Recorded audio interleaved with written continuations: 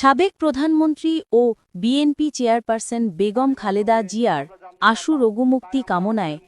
বড়াইগ্রামে বিশেষ দোয়া মাহফিল অনুষ্ঠিত হয়েছে। বড়াইগ্রাম উপজেলা যুবদলের সাবেক সহ-সভাপতি মুক্তাদির আহমেদ রাসেলের উদ্যোগে রবিবার বাদ মাগরিব উপজেলার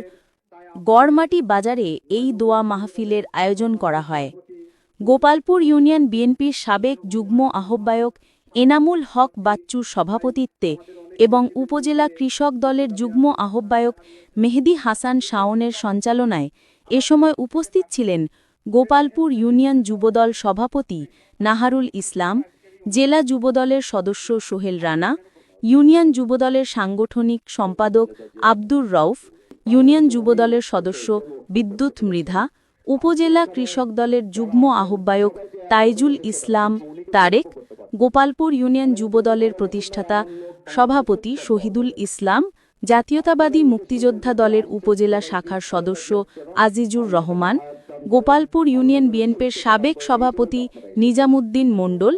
৭ নং ওয়ার্ড বিএনপির সদস্য ইউনুস আলী, সিরাজুল ইসলাম, ৮ নং ওয়ার্ড যুবদলের সভাপতি জিয়াউর রহমান জিয়া, সাবেক সাংগঠনিক সম্পাদক আসগর আলী সরকার সহ প্রায় সহস্রাধিক বিএনপি ও সকল সহযোগী সংগঠনের নেতৃবৃন্দ। দোয়া মোনাজাত পরিচালনা করেন গড়মাটি কেন্দ্রীয় জামে মসজিদের ইমাম হাফেজ মৌলানা আলফাজ মোল্লা। আল্লাহ তাআলা কত কষ্ট কত বুকে চাপা দিয়ে আল্লাহ আল্লাহ তাআলা রহমান রহিম।